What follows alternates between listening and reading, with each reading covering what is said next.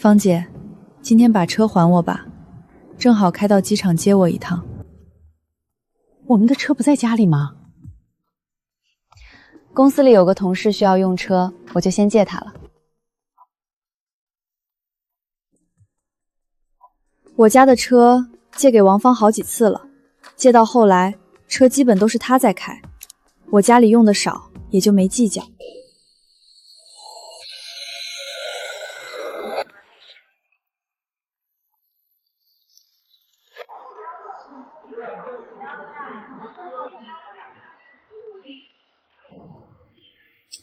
这人也太多了，妈，我们先去个空点的地方吧。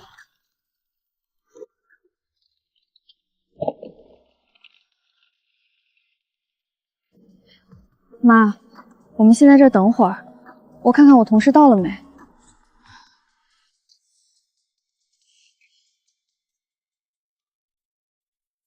芳姐，你在来机场的路上了吗？我们已经落地了。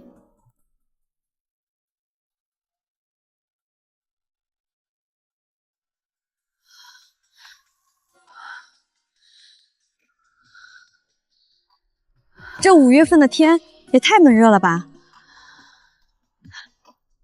妈，你没事吧？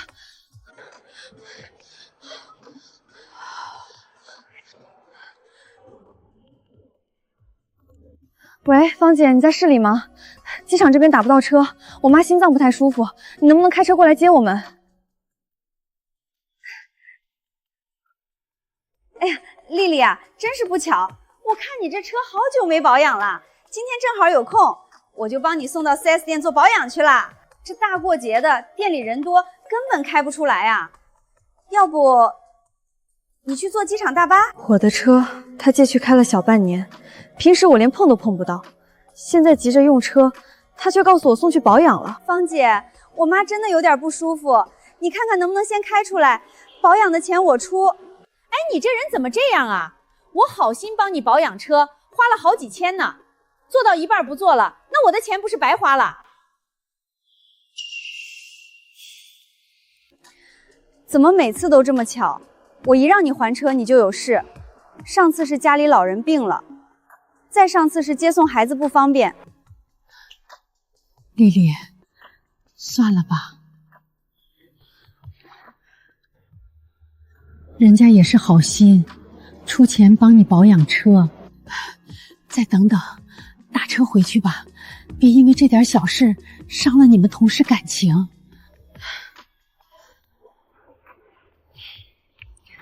好吧，那我自己想办法回去。算了，还是加点钱吧，不然妈这样肯定受不了。再加200调度费，总能叫到车了吧？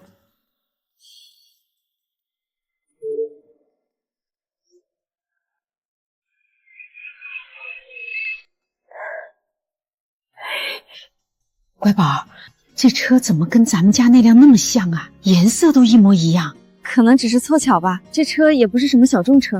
怎么不像啊？这车是你当年在好几年前特意买给我代步的，我记一辈子。就连这个粉色车衣都是我自己挑的，我一眼就认得。妈，你现在就别想了，医生可说了，你得心脏病，可不适合再开车了。兴许只是人家也喜欢这个颜色呢。好了，妈，我们快上车吧。这平安符怎么和我车上的一模一样？乖宝，你快过来。妈，怎么了？我跟你那些阿姨出去玩，特地在主庙给你求了这个平安符，开过光的，保你平平安安、顺顺利利。谢谢妈，这么有心。走，我们下楼把它挂车上。你这车是你辛辛苦苦攒钱买的，又是我最喜欢的粉色，挂上这个，你开车我才放心。以后你开车就带着我的心意，平平安安的。知道了，妈，我会的。这不就是我的车吗？麻烦去阳光小区。尾号呢？尾号多少啊？动作快点行不行？这大过节的，前面还堵着呢。尾号5581。这车我以前开的时候，里面总是放着香薰，没有一点味道。可现在，这车我花了好几十万，自己都没开几次。师傅，这车不错啊，宝马呢，跑滴滴挺舍得下本钱，怪不得是专车。嗨，这算什么本钱？这是我媳妇的陪嫁车。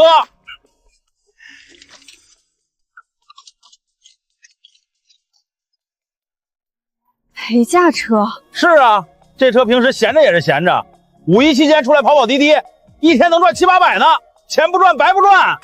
那你媳妇儿家里条件挺好啊，陪嫁这么好的车。谁说不是？她长得可没美女你这么好看，反正我是瞧不上。要不是看在她陪嫁这辆宝马的份上，我当初还不一定跟她结婚。就拿我媳妇那个同事来说吧，自己没本事买车，还隔三差五的找我媳妇借车去开。今天说什么家里人病了，明天说什么亲戚有急事儿，不就是看我媳妇买了宝马借去装门面吗？我媳妇脾气好，我脾气可不好，说什么也不能让她再白嫖了。这不，五一放假，我怕她又来借车，索性就跟我媳妇说，这车我开出来跑滴滴了，看她还怎么借。陪嫁？我怎么不知道？自己把车给王芳当陪嫁了。不仅如此，我这个真正的车主倒是成了他口中借车白嫖的同事啊，是吗？那这种同事确实挺烦人的。等回家立马就找王芳把车要回来，车里的损失也要让他一一赔偿。美女，你还没结婚吧？去哪里旅游啊？哎呦，这五一出国机票酒店都挺贵的吧？富婆啊？不对，美女这么漂亮要叫富姐喽。美女谈过恋爱没？喜欢啥样的？这女的啊，还是要趁早找个像我这样的男人，有个家，你知道吧？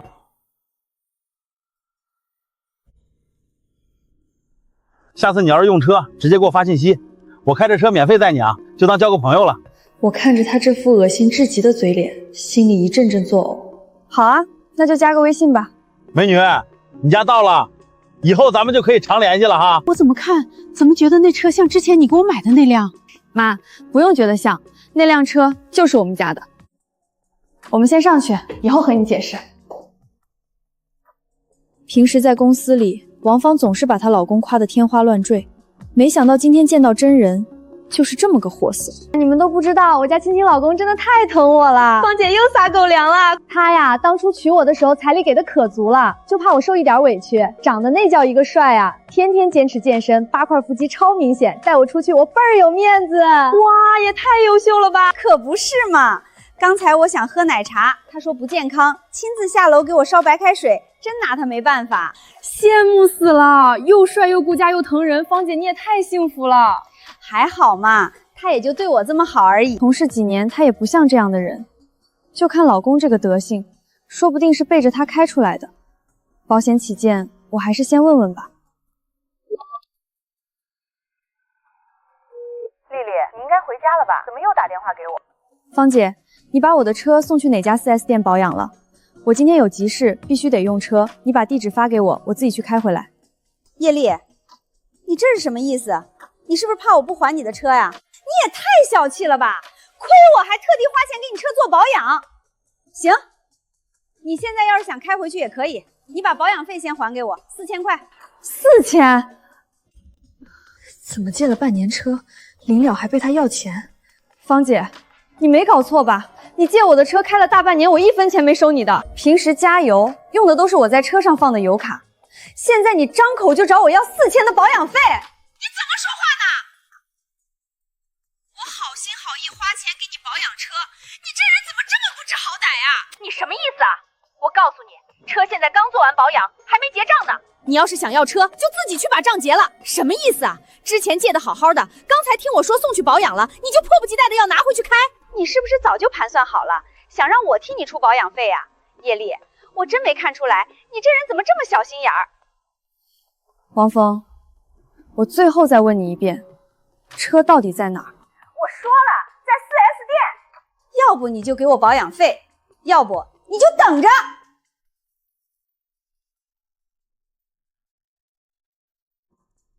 我的车借给他开了半年多，这期间所有的支出费用，甚至包括油钱、高速费，全是用的我的卡。他1分钱没出过，白嫖了这么久的车，现在反倒成我小心眼了。之前还怀疑可能是她老公偷摸着把车开出去的，现在看来，两个人根本就是一伙的。我原本还想着，如果他肯承认错误，把车还给我，看在同事一场的份上，我还可以给他留点面子。但现在看来，对付这种不要脸的人，根本不需要留情面。真是林子大了，什么鸟都有，好心当成驴肝肺。有些人表面上看着光鲜亮丽，私底下抠搜的要命。借个车没开多久，催命一样的催着还，还得让我倒贴保养费，真是极品。家人们避雷了。怎么了，芳姐？谁惹你生气了？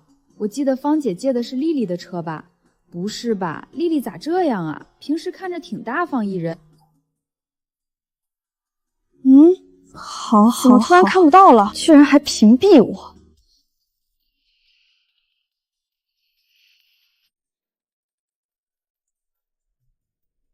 哼，还想着继续拿我的车赚钱，做梦吧！喂，你好，是拖车公司吗？我要拖车。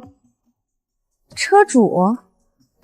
对，我就是车主，不管车在哪，现在立刻立马直接拖回来。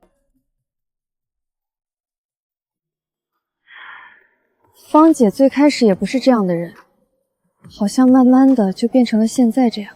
芳姐，这个流程我不太懂，你能教教我吗？没问题呀，你刚进来，慢慢学。这个地方要这样填，下次有不懂的随时来问我。真的太谢谢你了，芳姐，要是没有你，我都不知道该怎么办。客气什么，咱们是同事，互相帮忙是应该的。丽丽，你也来了快半年了，我知道你人最好了。我最近上下班接送孩子实在不方便，你家车不是闲置着吗？能不能借我开几天？行吧，我妈心脏不好，早就开不了了，车一直放车库也是放着，你只要爱惜一点，别乱震就行。放心放心，我肯定爱惜的跟自己车一样。太谢谢你了，丽丽。芳姐，我周末要用车，你今天方便开回来吗？哎呦，丽丽，真不巧，我妈今天不舒服，我得送她去医院，实在走不开。下周再还你行不行？好吧，那还是伯母身体要紧。芳姐，车还我一下，我朋友要来，得用一下。丽丽，你再通融通融，我孩子这几天上学下学赶不及，没车真不行。你放心，就再用3天。好吧，那你记得3天后给我。芳姐，我真的要用车了，你能不能先还我？你怎么老是催呀？我这不是有事儿吗？你又不常开，放着也是放着，借我用用怎么了？真小气。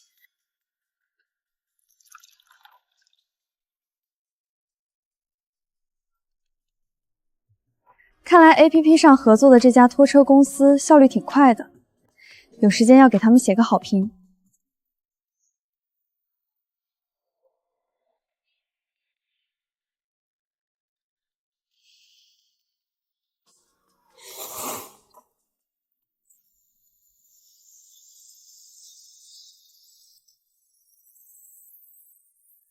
哎，这不是我的车吗？谁把我车拖走了？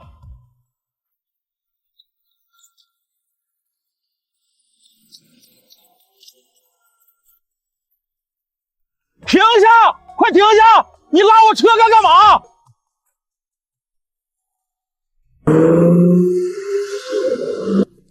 你大爷的！那是我的车，还给我！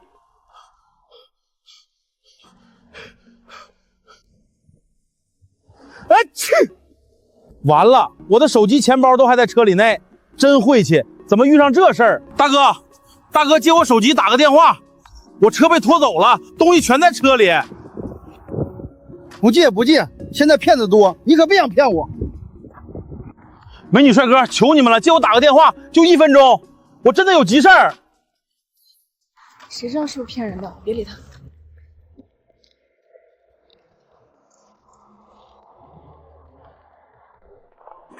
我真不是骗子，就打一个电话，我老婆电话，我的车被拖走了。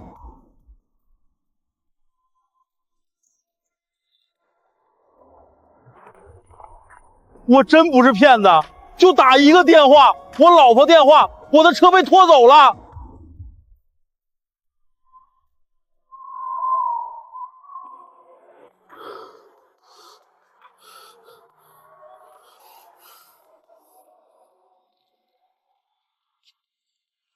你这是咋了？真遇到事儿了？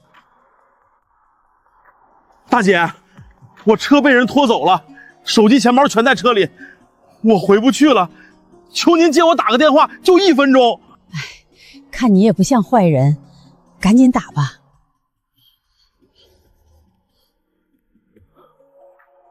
谢谢谢谢，太谢谢您了。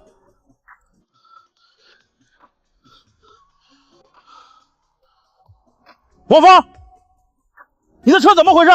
不知道谁给我拖走了？你喊什么？我正看电视呢。还看什么看？咱家车被拖车拖跑了，我在服务区眼睁睁看着拖走的，钱包手机全在车里。拖走了？谁干的呀？我怎么会知道？这不是你的陪嫁车吗？你赶紧给我转钱，找人来接我，我被困在这儿了。这事儿你要是搞不定，咱俩回去就离婚。离婚！好了好了，打完没有？我要走了。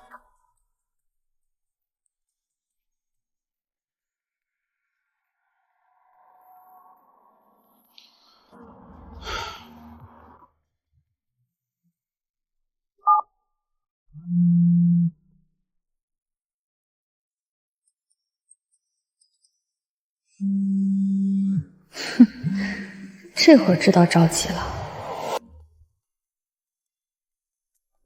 咋了，小叶？一直站在这儿。这不是我把车借给王姐了吗？我现在想要用车，但是打她电话一直没接。你这老是借她也不是一回事儿啊！我看她就是故意不接你电话的，都是同事嘛。再说了，之前我刚来的时候，她一直都很帮助我。你呀，就是心太软了，越善良的人就越容易被伤害。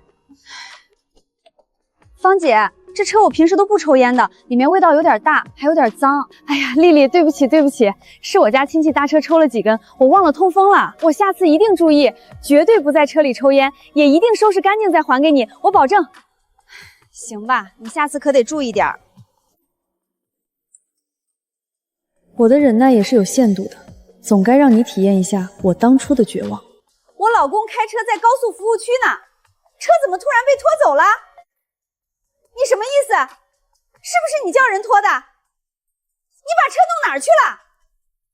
我告诉你啊，我老公还在高速上呢，你知不知道车里有很重要的东西？你赶紧把车给我弄回来，不然我就报警，说你偷车了。哼，报警？你还有胆子说报警这2个字？好啊，报警吧。这车登记在我妈的名下，购车的凭证在我的手里，每年的保险也是我交的。我拖走我自己的车，难不成警察会把我抓进去不成？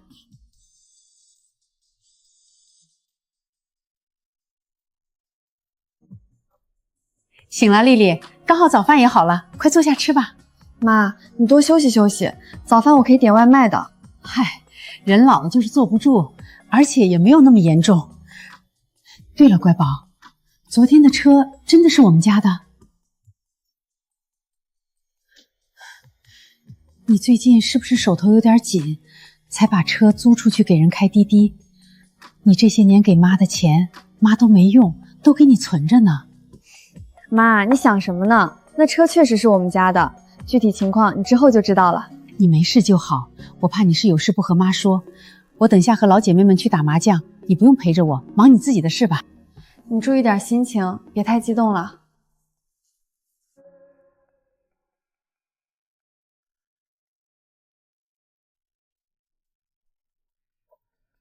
叶丽，你死定了！我现在就在你家楼下，你最好赶紧出来给我个说法。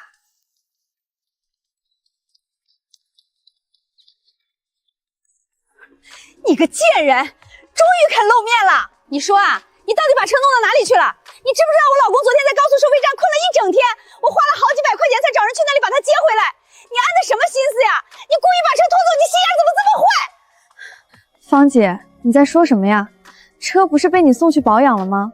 你说了，车在 4S 店里面，你花了好几千块钱呢，怎么会出现在高速路上？你少跟我装蒜！我老公昨天都说了，在机场接的就是你，你故意不吭声装死，转头就把车拖走了。你知不知道我老公在服务区折腾了多久？我不管，你要把我找人去接他的500块钱还给我。不止500块，老子在服务区被人当猴看了1天，精神损失费也不能少。那车我开的好好的，你一声不响的弄走，我车里的手机钱包要是丢了，你赔得起吗？还钱！赔偿损失天经地义，大家快过来呀，看看老实人被欺负了，就因为借他家车开，要敲诈我。我告诉你叶丽，看在同事一场的份上，你今天把钱赔给我们，这事儿也就算了。你要是不给钱，我就让你所有的邻居看看你是个什么样的人。借了我的车给你老公当滴滴开，你现在好意思来质问我？芳姐，我之前怎么没发现你这脸比自己的兜还大？王芳，你不是说这宝马是你的陪嫁吗？怎么现在人家说是他借你的车？你不是告诉我这人就是平时天天借你车的同事吗？你说是这次过节不肯借车，他怀恨在心才把车拖走的。我这不是怕你不跟我结婚吗？那时候你妈都说了，一定要有车才能结婚，我这是爱你才会骗你们的呀。你这泼妇敢骗到老子头上来了，要不是看你有车，你根本都配不上我。叶丽，你这个人怎么这么自私？你那车闲在家里不也是长毛了？我让我老公出去跑跑滴滴怎么了？赚来的钱我不是也给你的车保养了吗？还保养呢？我好好的车变成了现在这副样子，你自己看看清楚。我告诉你，这车我就算烧了，以后也不会再借给你。车我也已经让人拖走，送到店里去定损了，以后也不会再借给你，等着赔钱吧你。女士，您的车我们全面检查过了，情况怎么样？车内严重异味渗透，内饰磨损，车外还有多处剐蹭和小碰撞痕迹，前保险杠也有异味，深度清洗、内饰除味、漆面修复、板干、易损片更换，全部弄完，费用一共是8600块。知道了，结账吧。王芳，你对我的车从来就没有爱护过，店里仔细定损过，车内一团糟，车外全是刮蹭，维修加修复，一共花了我8000多块，加上你这段时间刷我的油卡，糟蹋车辆的费用，我也不跟你细算，凑个整1万块，你转给我。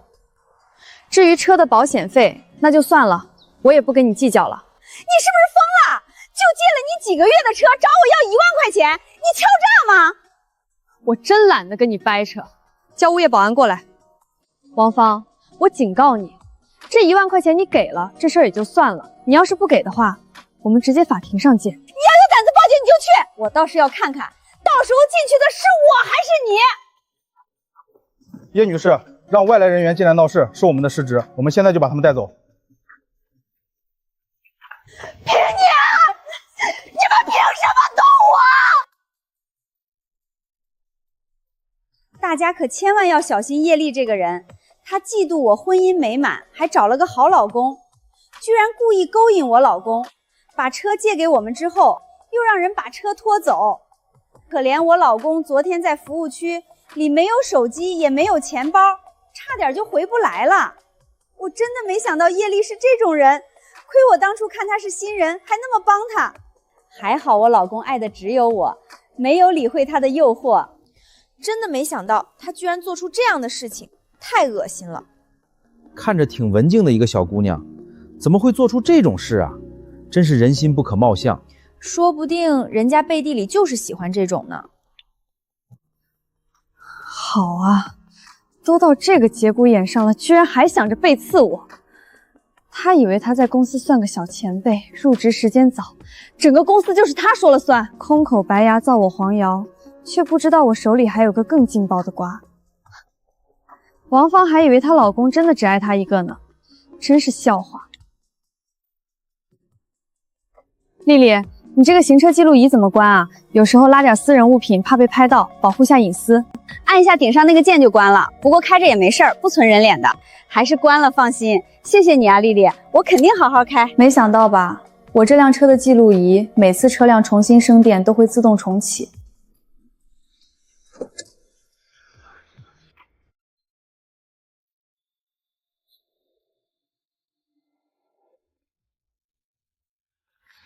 亲爱的，你这车真不错，你那老婆也舍得给你啊？有什么舍不舍得的？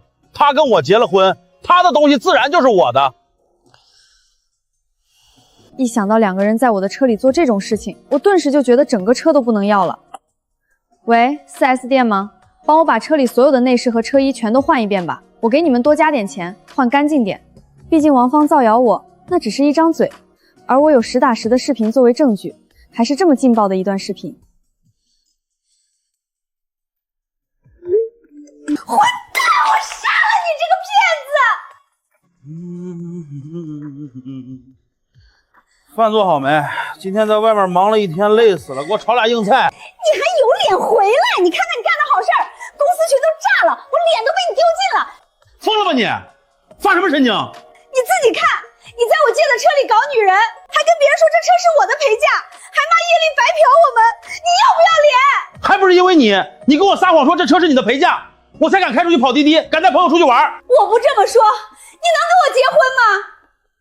即使是我的车，你怎么能这么对我？你就是虚荣，想开好车装有钱人，现在出事了怪我。我让你别乱开，你在车里搞破鞋，现在全公司都知道了，我还怎么有脸去上班？叶丽还报警了，你满意了？关我屁事儿！要不是你蠢，被叶丽抓住把柄，能有这事儿？我还被你坑惨了，车没了，钱也赔了，脸都丢光了。我们离婚，这日子没法过了！你这个撒谎窝囊的废物！离婚？离就离，我早就受够你了。要不是看你有个陪嫁车，我本身就不会跟你结婚。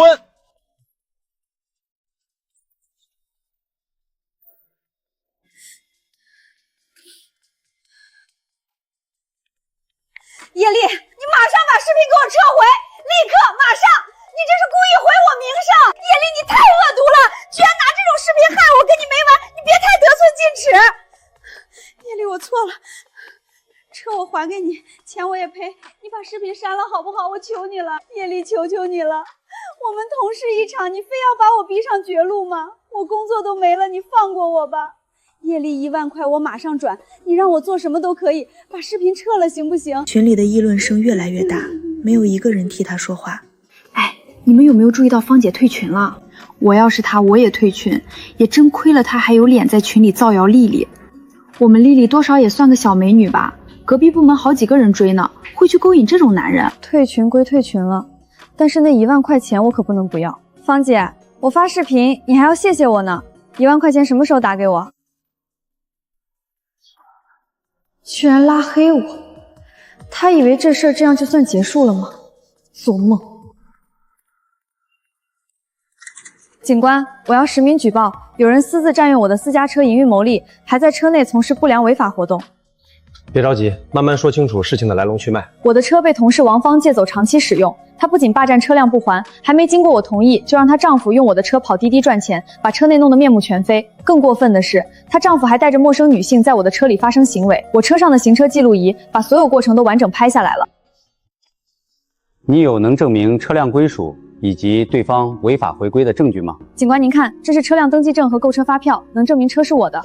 这是我和王芳的聊天记录，能证明她长期借车，多次推脱不还。这是车辆定损单，还有这个 U 盘，里面是车载监控原始视频，清晰拍下了她老公跑滴滴以及在车内从事违法行为的全部画面，没有任何剪辑。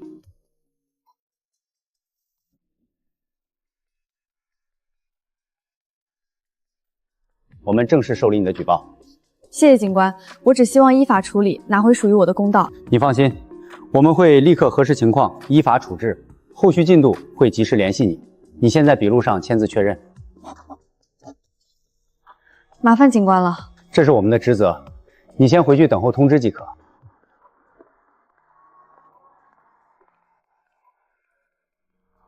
他不是发朋友圈阴阳我吗？正好，我也学学他。鉴于王芳女士在借我车的这段时间所作所为已经严重触犯我的底线，现在我已经报警处理。王芳女士已经在今天中午拉黑删除了我的所有联系方式，辛苦大家帮我转达一下哈。叶丽，你做人不能这样没良心的。当初刚进公司的时候不都是我在带你吗？现在因为这事儿，我老公都要和我离婚了。你年轻升职又快，真的差这1万块钱吗？你一定要为了钱把我逼死吗？之前偷用我车死不承认，还到处造谣诬我的时候，我还挺硬气的嘛。现在还在我面前谈当初的感情。1万什么时候还给我？再不还，我会直接起诉。你快过来，出大事了！喊什么喊？又怎么了？疯疯癫癫的。你看，叶丽真的报警了，她把徽章都发朋友圈了，所有人都看见了。报警？报什么警？还能什么事儿？不就是我们开他的车去跑滴滴吗？肯定是因为你在车里乱搞，他才生气的。你说什么屁话？这跟我有什么关系？是你非说这车是你的陪嫁，还说行车记录仪都关着。现在好了，警察要找上门了啊！怪我吗？当初是谁在车里乱搞女人留下证据？我骗你说车是陪嫁，还不是为了让你跟我结婚？谁能想到夜里这么绝，直接报警？那现在怎么办？都是你这娘们连累我，老子要跟你离婚！你以为你会好过吗？那行车记录仪里的可不是我，他现在都已经报警了，我俩现在是一条船上的。那现在怎么办？我们还能有什么办法？要不我们去求他，我去跟他低头道歉，把1万块给他，让他去警局撤案。他之前念着同志情分，总不会真的把我们往死里逼吧？也只能这样了。你现在赶紧给他发消息，我找人凑一凑这1万块。丽丽，我知道你心里恨我，可我现在真的走投无路了。当初你刚进公司，什么都不会，是我手把手教你做事，帮你挡麻烦。我一直把你当亲妹妹疼。车的事儿是我糊涂，我不该撒谎说去保养，不该让我老公拿去跑滴滴，更不该把你的车糟蹋的不成样子。我真的知错了。那1万块修车赔偿我凑齐了，我现在就转给你，求你别再追究了，放过我这一次吧。这2000块是我额外给你的利息，算是我给你赔罪。咱们同事一场，好聚好散吧。他这是突然转性了，还是想拿这2000块当封口费息事宁人？钱我转了，1万加2000，我故意截好图发朋友圈和群里。你疯了？还多给2000？咱们本来就没钱。你懂什么？我就是要让所有人都觉得，我不仅赔了他修车钱，还多给利息，是他业力咄咄逼人，敲诈同事。我就算丢了工作，也不能让他落个好名声。还是你心眼多，就这么恶心他。丽丽，你快看朋友圈和公司群，王芳把转账截图发出去了。他颠倒黑白，说自己不仅赔了你1万修车钱，还多给2000利息，到处说你敲诈他，咄咄逼人，太不要脸了。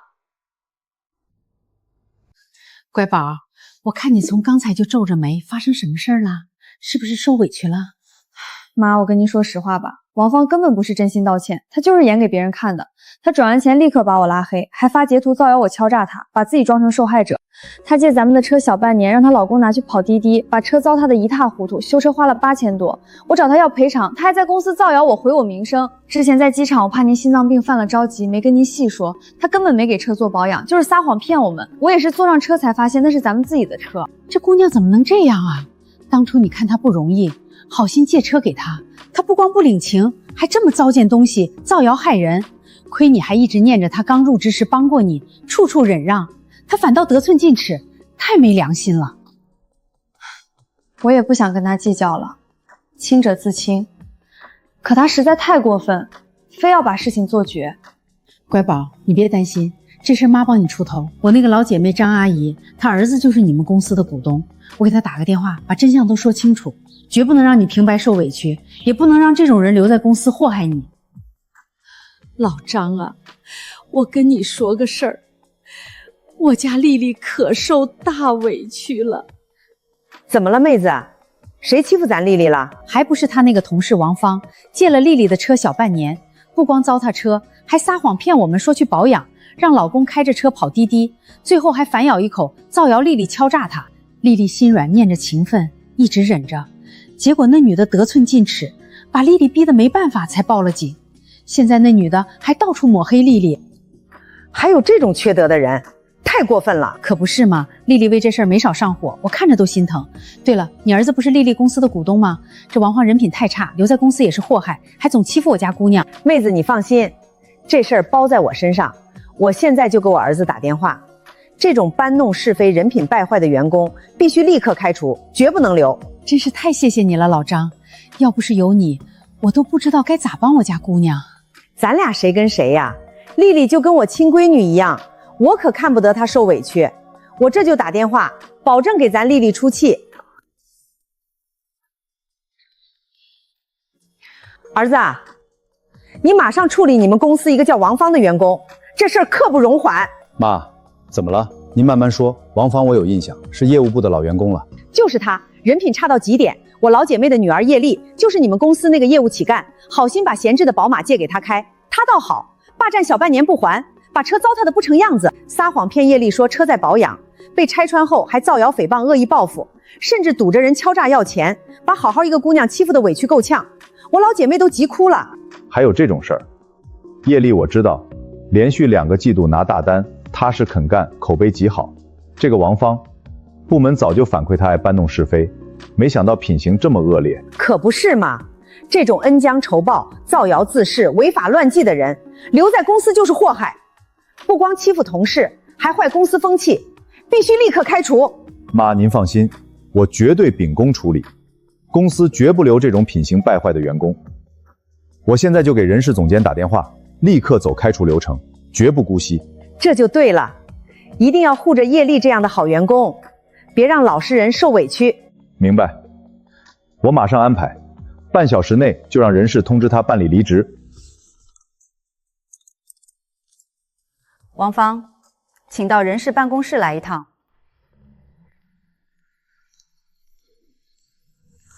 你说什么？离职？凭什么开除我？我在公司干了5年，没有功劳也有苦劳，你们这是无故辞退，我要去劳动仲裁告你们！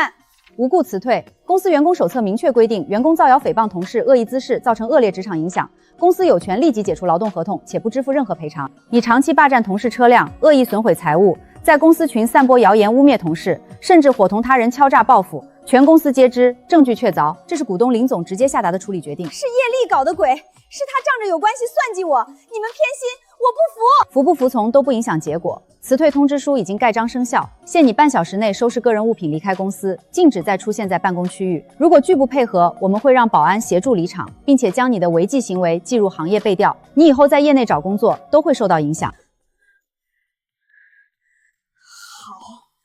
你们够狠，我走。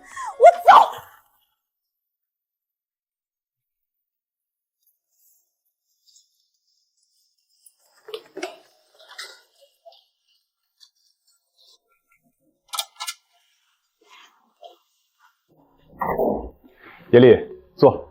今天找你是有个好消息要宣布。经理，什么好消息让你这么开心？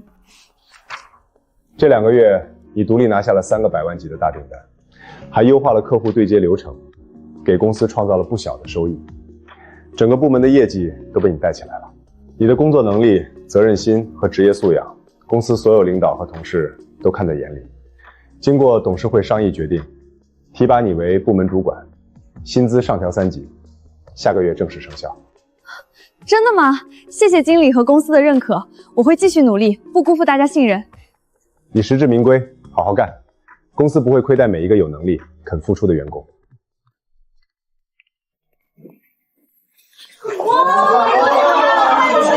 丽丽，恭喜恭喜，升主管了，太厉害了！我就说你肯定能升职，这几个大单子太牛了，我们都服你。以后就是叶主管啦，可得多多带带我们。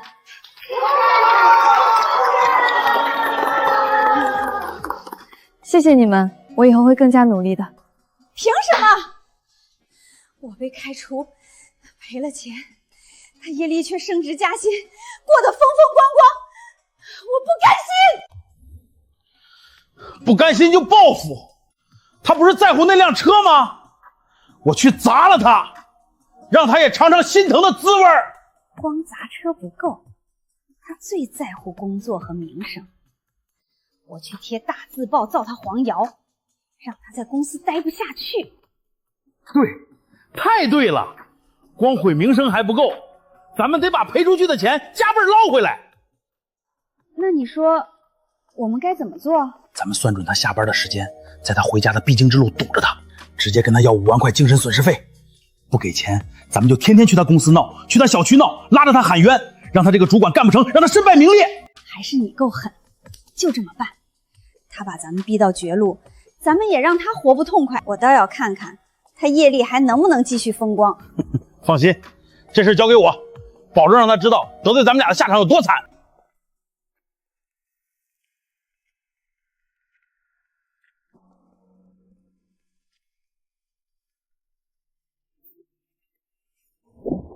就是这辆破车，害咱们赔了1万2，工作也丢了。老子今天非把他砸个稀烂！快动手，别磨蹭。他不是把这车当宝贝吗？咱们就毁了他的心头肉，让他也疼到骨子里。妈的，叶丽那个贱人，踩着咱们上尉升职加薪，活得风风光光，咱们却像丧家之犬。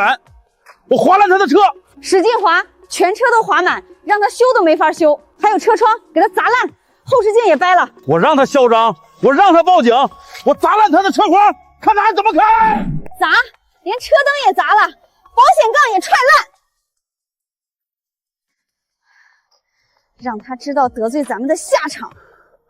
我让他告我们，我让他逼我们赔钱，这都是他活该。要不是他赶尽杀绝，咱们能走到这一步？他就是伪君子，假好心借车，转头就算计我们，毁了他的车，让他身败名裂。爽，太爽了！看他明天看到这车是什么表情，我看他还怎么风光。别弄了，赶紧走，再晚要被人发现了。车已经毁了，咱们马上去贴大字报，继续搞他。便宜他了，走，咱们非让他在小区在公司待不下去。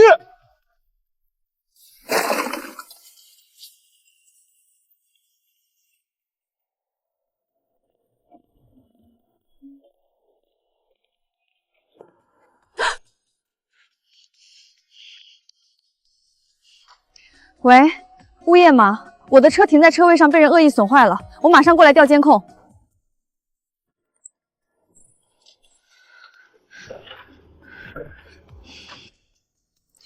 又是他们，看来上次的教训他们还没吃够。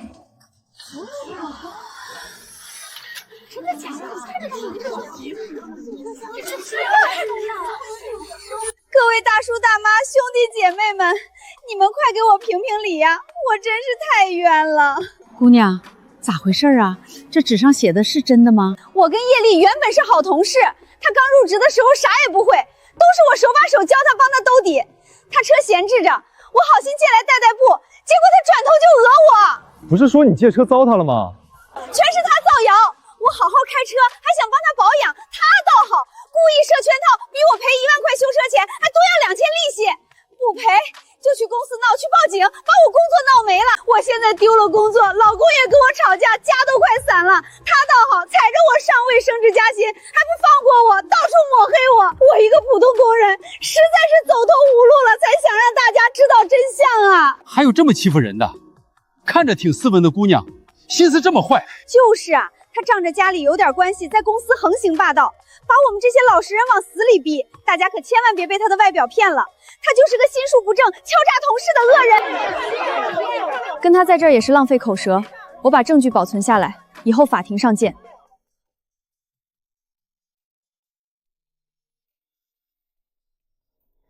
你把我们害到家破人亡，今天必须拿5万块精神损失费出来，少1分都别想走，不然我天天去你公司闹，让你丢了主管的职位，让你在整个行业抬不起头。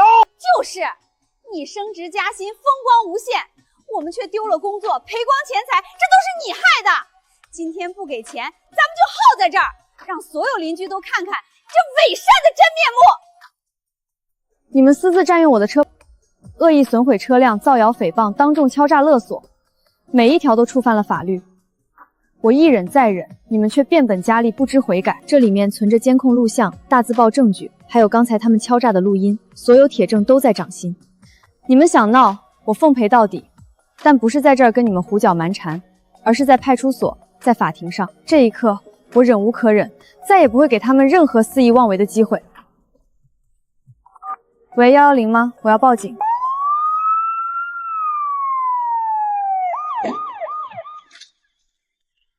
谁报的警？现场具体是什么情况？警官，是我报的警。这2个人恶意砸毁我的私家车，在小区和公司楼下张贴大字报，造谣诽谤我。刚才还当众揪住我，敲诈5万块精神损失费。他还动手掐伤了我的胳膊。警官，您千万别信他，是他冤枉我们啊！是他先敲诈我12000块，还托关系把我工作搞没了。我们只是找他讨个公道，他反倒恶人先告状。就是我们没敲诈，是他把我们害到家破人亡，要精神损失费天经地义。那车他一直给我媳妇开，凭什么他私自拖走？都闭嘴！不许喧哗，不许动手，有证据摆证据，耍无赖闹事，一律按违法处理。警官，您看。这是小区高清监控，清晰拍下他砸车、划车的全过程。这是我拍摄的造谣大字报，这是刚才他们敲诈勒索的完整录音，还有之前他们私自用我车的车载监控、车辆定损单，全都在这里。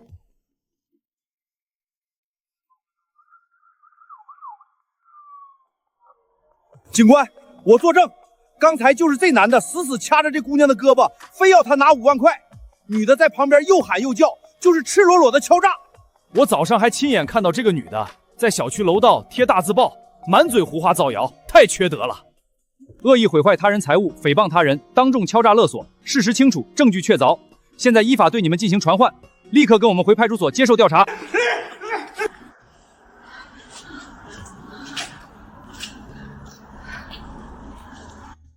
麻烦你也跟我们回派出所做一份详细笔录，配合后续案件调查。好的，警官，谢谢您，我一定全力配合。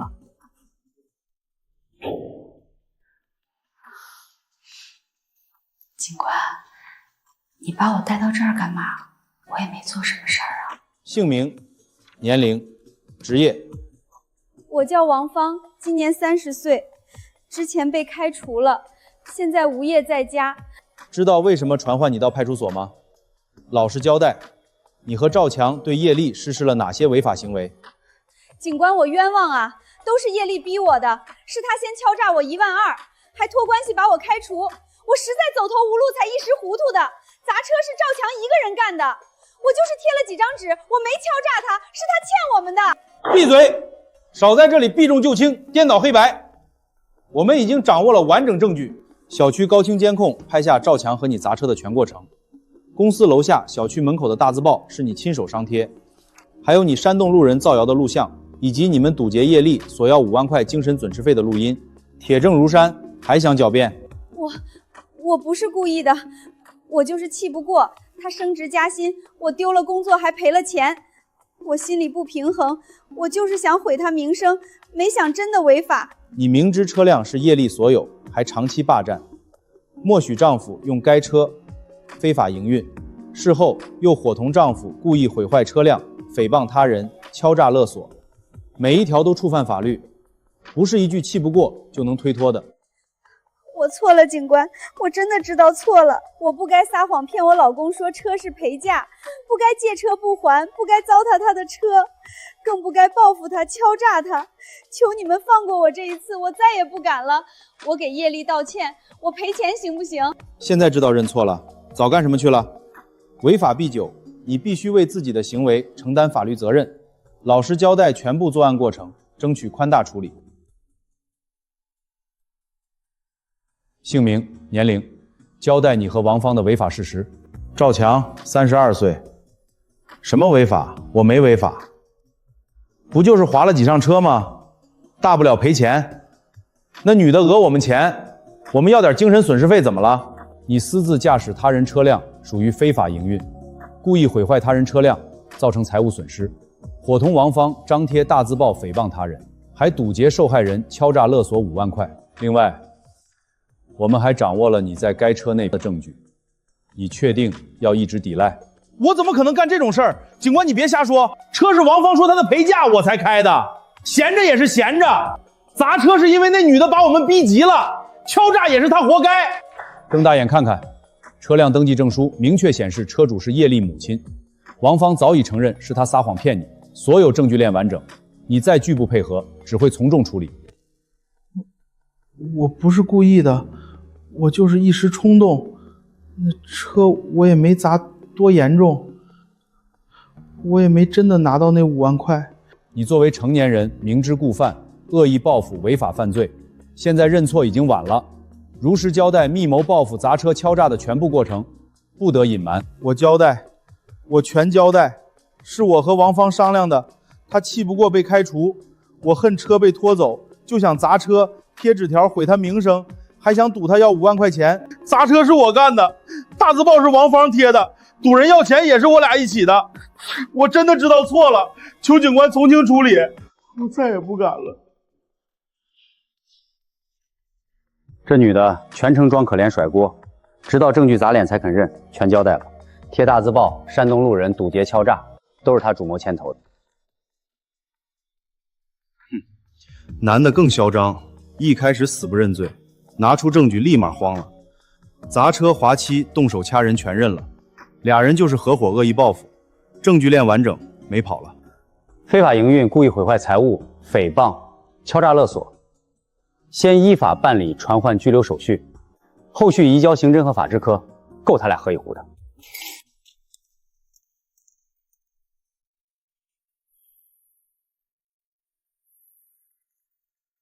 2份笔录都已核对完毕，你们对自己的违法行为也供认不讳。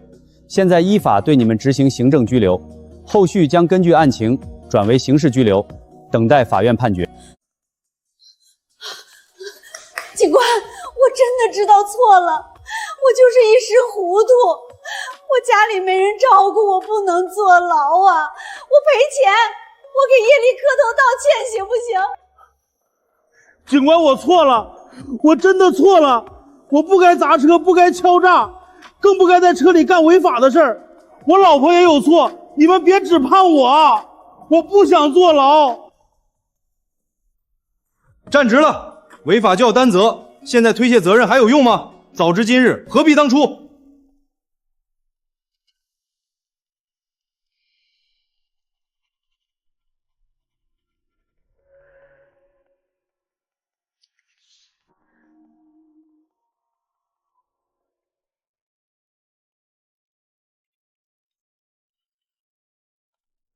叶女士，你胳膊上的掐痕我们已经拍照取证，车辆损失和精神损失也已登记，后续法院开庭会通知你出庭，赔偿部分会一并判决，你放心。谢谢警官，麻烦你们了，我会全力配合后续流程。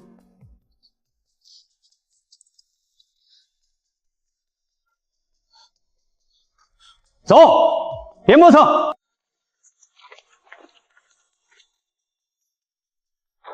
叶女士，事情处理完了，你可以回去了。后续有进度，我们会第一时间联系你。好的，再次谢谢各位警官。王芳犯诽谤罪、敲诈勒索罪、非法营运共犯，数罪并罚，判处有期徒刑1年8个月。赵强犯故意毁坏财物罪、敲诈勒索罪、非法营运，数罪并罚，判处有期徒刑3年2个月。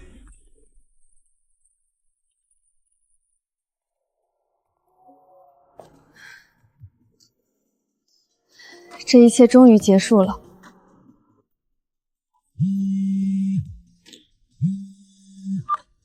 您好，请问是叶丽女士吗？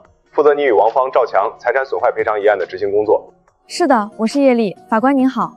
今天联系你是跟你同步案件的执行进展。判决生效后，我们第一时间对王芳、赵强的财产状况做了全面核查。经系统查询与实地核实，两人名下无不动产、车辆等大额资产。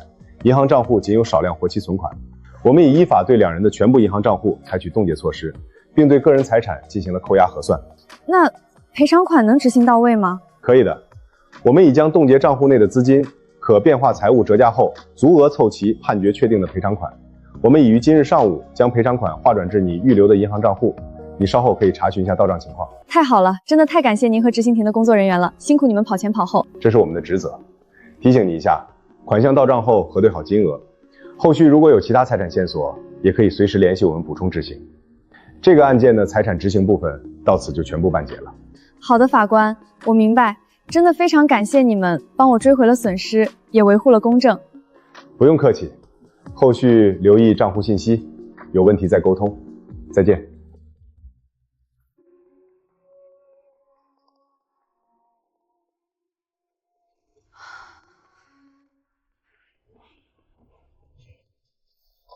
乖宝，车的2次检测结果出来了，全都修好了，没隐患了吧？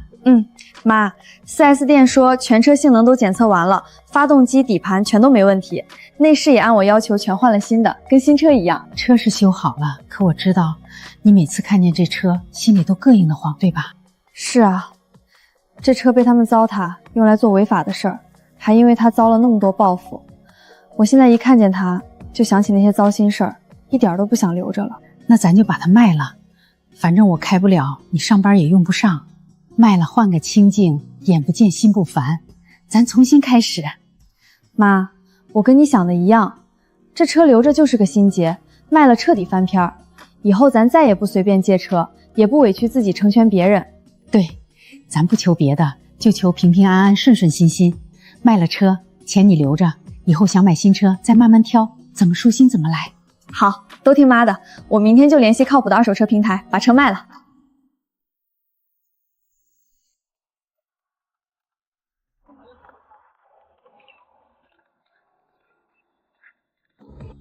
女士，您这车车况真不错，外观修复得很完美，内饰全是全新的。宝马 X3 这款车特别保值。刚在 4S 店做了全面2次检测，所有易损件都换了，维修记录、检测报告我都带来了，绝对没有暗病。资料太全了，车况我也核车，我也核实完了，特别优质。您是着急出手吧？我给您报个实在价，不绕弯子。着急出手，这车对我有不好的回忆，留着心里不舒服。价格合适，咱们立刻成交。明白，我给您报市场价最高价。咱们签完合同，过户手续我们全程代办，不用您多跑一趟，款项当天到账。叶女士，过户资料、车辆权属证明都带了吗？都在这儿了，麻烦您了。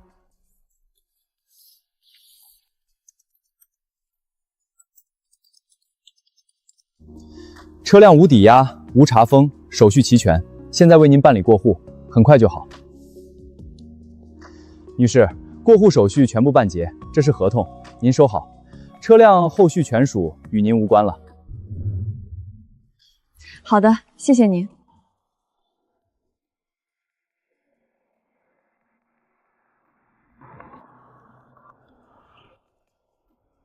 妈，车卖了，赔偿款也拿到了，所有事情都彻底结束了。